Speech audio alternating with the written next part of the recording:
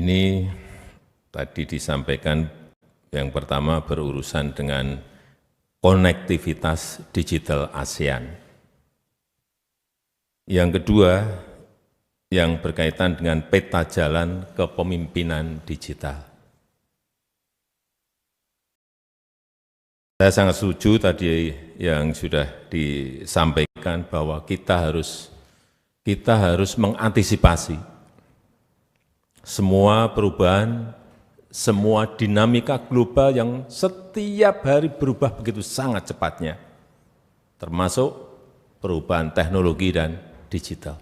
Di setiap pertemuan di ASEAN, pertemuan di G20, ini terus yang dibahas karena perubahannya lebih cepat, teknologinya lebih cepat daripada regulasinya. Teknologinya sudah lari, regulasinya belum ada. Dan itu juga terjadi di negara kita. Tapi negara-negara besar pun juga tergagap-gagap mengejar larinya perubahan teknologi yang ada. Utamanya teknologi digital. Tapi sering sudah saya sampaikan, jangan takut dengan perubahan. Karena kalau kita takut, ya perubahan itu juga terjadi kok. Tidak perlu takut terhadap perubahan. Juga jangan alergi terhadap dinamika. Karena tidak ada ruang di dunia ini tanpa dinamika. Dan kita harus sekarang ini, mulai sekarang, terbiasa dengan hal-hal itu. Meskipun kadang-kadang juga terkaget-kaget. Belajar yang satu ini belum selesai, sudah keluar yang lainnya. Artificial intelligence keluar, kita baru belajar apa itu, muncul lagi generative artificial intelligence, dan yang lain-lainnya. Dan kita tidak bisa menghentikan yang namanya digitalisasi, enggak bisa. Barangnya sudah ada, enggak bisa kita menghentikan. Kita juga tidak bisa menghentikan perubahan teknologi, enggak bisa juga. Muncul terus, akan datang terus. Dan jika kita tidak bisa menghentikannya, apa yang harus kita lakukan? Ya, artinya kita harus cepat beradaptasi. Harus cepat beradaptasi. Dan juga kita harus mengikuti dan berinovasi. Kalau enggak akan semakin jauh kita. Dan kita harus membuat strateginya. Strategi yang taktis,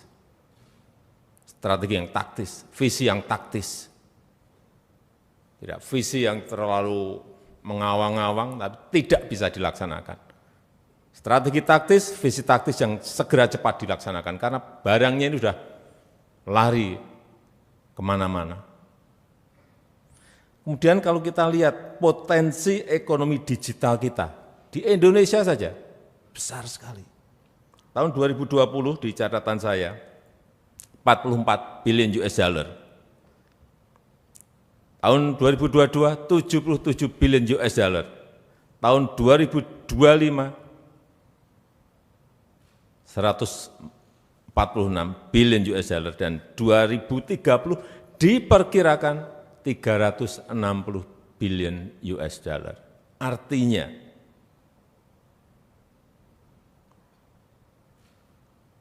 lebih, 5.000 triliun lebih di tahun 2030. Itu dengan masih ada catatan. Kalau yang namanya Digital Economy Framework Agreement di ASEAN ini bisa kita selesaikan negosiasinya di tahun 2025, yang angka yang terakhir tadi, yang 360 billion US dollar itu akan lipat menjadi 2 kali. Artinya 720 miliar US dollar. Kalau dirupiahkan 11.250 triliun rupiah potensi ekonominya sangat besar sekali. Apa sih Digital Economy Framework Agreement di ASEAN? Apa yang mau kita bicarakan? Ya, mengenai aturan perdagangan digital. Kita harus menyiapkan ini. Nggak usah berbicara globalnya dulu, ASEAN dulu. Aturan perdagangan digital disiapkan. Pembayaran digital disiapkan. Keamanan data hati-hati. Harus diproteksi, dilindungi betul. Saya kaget kemarin setelah rapat, disampaikan kepada saya hanya dalam waktu bulan saja. Saya enggak usah sebutkan aplikasi apa, sudah mencapai 123 juta orang masuk ke aplikasi itu. Hanya dalam hitungan bulan, karena pembeliannya sangat masif sekali. Artinya apa? Perilaku konsumen kita sudah dipegang. Moodnya mau kemana sudah dipegang. Arahnya mau kemana sudah bisa ditebak. Dan kita terlambat. Hal-hal seperti ini yang, jadi sekali lagi, aturan mengenai perdagangan digital, pembayaran digital, keamanan data, dan juga mobilitas talenta digital kita. Ini pindah kemana? Pindah kemana? Karena sekarang kalau Bapak Ibu lihat, digital nomad di Bali, dari seluruh dunia ngumpul di situ. Bagus, kalau kita bisa memanfaatkan mereka. Tapi yang sering dan harus saya ingatkan, karena potensinya tadi 11.250 triliun, 11.250 triliun rupiah, hati-hati. Kita tidak boleh hanya menjadi pasar saja. Ada potensi tapi kita hanya jadi pasarnya saja. Oleh sebab itu kita harus jadi pemain. Ini menyiapkan pemain-pemain ini yang memerlukan kerja keras karena waktunya kita dibatasi oleh limit waktu. Teman-teman saya menyampaikan hanya waktunya hanya 2 tahun. Dari tahun kemarin, pertengahan tahun kemarin. Hanya 2 tahun. Bagaimana kita bisa menyiapkan talenta-talenta digital kita. Ini yang bukan barang yang mudah. Dan kita tidak boleh hanya menjadi konsumen saja. Tadi 123 juta tadi konsumen. Kita hanya jadi konsumen. Dan 90%, hati-hati, barangnya barang impor. Lebih bahaya lagi. Bukan produk kita sendiri. Kalau produk kita sendiri kita taruh di e-commerce, masih bagus, tapi 90% barang impor. Karena harganya sangat murah. Bahkan baju, kemarin ada yang dijual berapa? 5.000. 5.000, artinya di situ ada predatory pricing. Sudah mulai bakar uang, yang penting menguasai data, menguasai perilaku. Ini semua kita harus mengerti mengenai ini. Sekali lagi, jangan hanya menjadi konsumen, tetapi kita harus jadi produsen.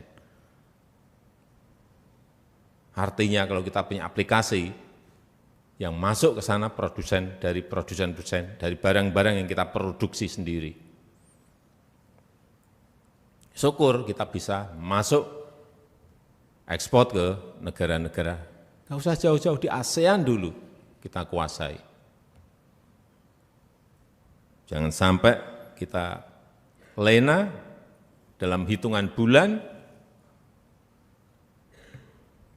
nggak mau saya terkena penjajahan era modern. Jangan mau kita terkena juga kolonialisme di era modern ini. Kita nggak sadar. Tahu-tahu kita sudah dijajah secara ekonomi. Mungkin awal-awal harganya masih 5.000. Begitu semua sudah masuk, beli ini, sudah ketagihan, baru dinaikkan. 500 juta mau apa? Udah, nggak bisa apa-apa kita. Karena sudah ketergantungan di situ. Oleh sebab itu kita harus lindungi betul kedaulatan digital kita. Harus dilindungi betul. Tadi saya sampaikan, regulasinya yang harus mengejar. Dan kita itu kalau yang ngurusi urusan masalah regulasi, bulatnya kemana-mana, ruwetnya kemana-mana, berbulan-bulan, bahkan bertahun-tahun aja belum jadi. Teknologinya sudah lari cepat sekali. Problem ada di situ. Sekali lagi kita harus melindungi kedaulatan digital kita.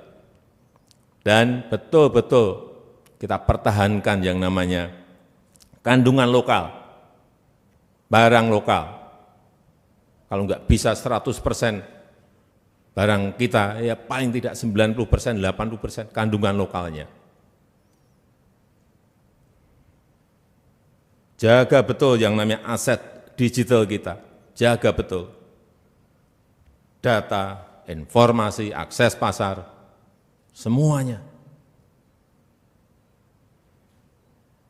Nanti bisa menyangkut politik. Ada yang menyampaikan, pakar digital kita membisiki, Pak, ini hati-hati. Kalau kita tidak proteksi data-data digital kita, bisa-bisa nanti 2029 yang menentukan presiden itu mereka.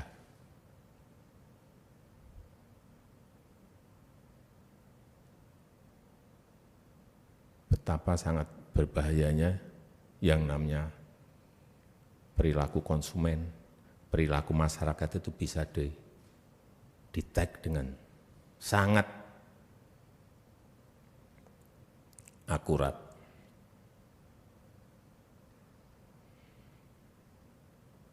Sekali lagi, data, informasi, akses pasar itu adalah emas berliannya dunia digital. Karena sekarang ini eranya AI, eranya big data, analitik, eranya machine learning, yang bisa memprediksi perilaku manusia, dan bahkan tadi kalau sudah masuk ke politik bisa mengarahkannya, hanya sekali lagi bermodalkan data dan informasi. Dan negara-negara besar risau mengenai ini. G20 di India kemarin ada 6 negara besar, nggak usah saya sebut negara mana, negara besar, 6 negara berbicara dan risau, kelihatan sekali saya baca, risau mengenai AI.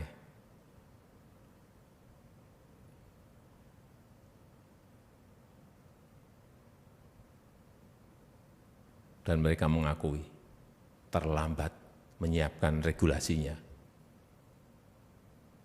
Teknologinya, teknologi digitalnya sudah lari jauh. Ini negara besar, 6 negara besar.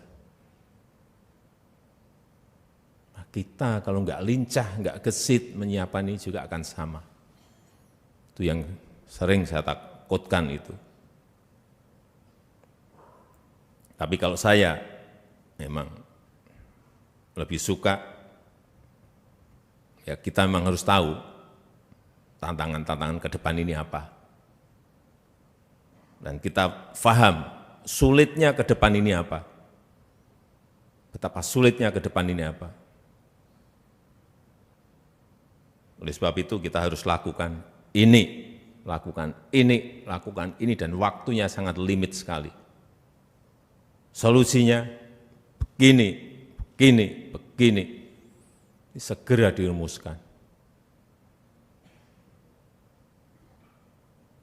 Oleh sebab itu saya sering menyampaikan di forum-forum bahwa yang namanya kepemimpinan nasional di tahun 2024, di tahun 2029, di tahun 2034 itu menjadi kunci negara kita, Indonesia ini bisa melompat maju atau tidak.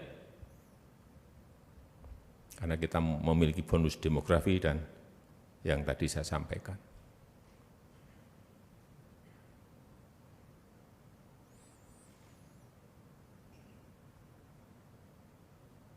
Karena sekarang kita tahu semuanya serba digital, serba online.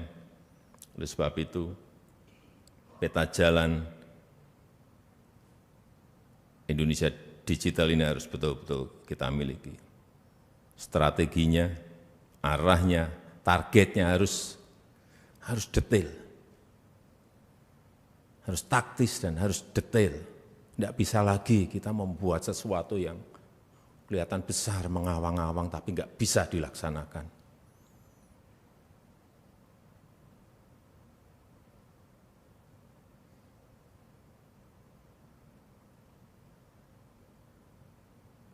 Sekali lagi kita buat peta jalan Indonesia digital, yang namanya Tol Langit, yang di dalamnya mengatur infrastruktur digital, pemerintahan digital, ekonomi digital, masyarakat digital. Sekali lagi, harus ada targetnya, harus ada arahnya, harus ada strateginya. Ya, kadang-kadang ada kendala biasa, kemarin ada masalah di BTS, kita sudah mikirin yang untuk area-area pinggir, area-area yang jauh, kita selesaikan BTS-nya, masalah. Artinya ini mundur lagi. Meskipun saya yakin ini juga bisa diselesaikan di lapangan akhirnya. Jadi fokusnya itu di solusi, bukan di masalah. Dan jika ada tantangan, ya masalah, ya cari solusinya. Jika ada kendala mentok, ya cari jalan keluarnya. Jika masih mentok, ya pelajari lagi, coba cara lain lagi, terus begitu untuk menghasilkan sebuah solusi, untuk menghasilkan rekomendasi, dan untuk menjalankan strategi dan menjalankan kebijakan. Saya rasa itu yang ingin saya sampaikan dalam kesempatan yang baik ini. Saya mengucapkan selamat atas yang sudah lulus, dan besok mungkin yang juga lulus, selamat bertugas kembali, menjalankan pengabdian untuk bangsa dan negara kita. Terima kasih. Wassalamualaikum warahmatullahi wabarakatuh.